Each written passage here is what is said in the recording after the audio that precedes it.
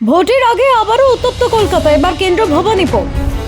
ওনাকে জেতানোর মতো ভোটার ভবানীপুরে নেই।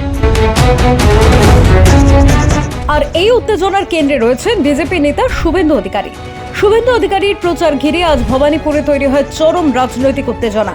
রাস্তায় নামেন বিজেপি ও তৃণমূল দুই পক্ষের কর্মী সমর্থকেরা।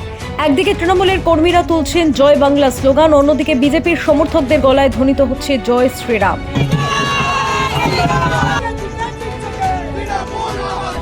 দুপক্ষের এই স্লোগান যুদ্ধ মুহূর্তের মধ্যে এলাকায় বাড়িয়ে তোলে চাপা উত্তেজনা। পুলিশি নজরদারির মধ্যে পরিস্থিতির সামাল দেওয়ার চেষ্টা করা হয়, তবে রাজনৈতিক সংঘর্ষের আবহ স্পষ্ট হয়ে ওঠে ভবানীপুরের রাস্তায়। ঘটনাকে কেন্দ্র করে বিজেপির পক্ষ থেকে উঠে এসেছে প্রতিক্রিয়া। দেখা যাচ্ছে শুভেন্দু অধিকারী কয়েক মিনিটেই আসবেন এই ভবানীপুর পার্টি অফিসে। উল্টো দিকে জয় বাংলা স্লোগান দিয়ে দেওয়াল লেখা চলছে মমতা ব্যানার্জি। কি বলেন?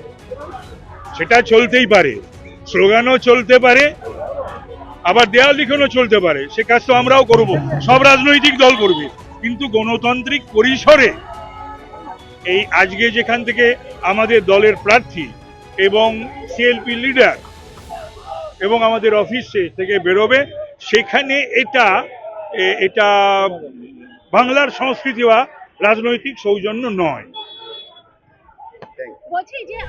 তাপস রায়ের বক্তব্যে স্পষ্ট, এই ঘটনাকে তারা রাজনৈতিক উদ্দেশ্য প্রণোদিত বলেই দাবি করছেন। অন্যদিকে তৃণমূলের তরফেও পাল্টা অভিযোগ উঠছে, বিজেপি ইচ্ছাকৃতভাবে উত্তেজনা ছড়ানোর চেষ্টা করছে।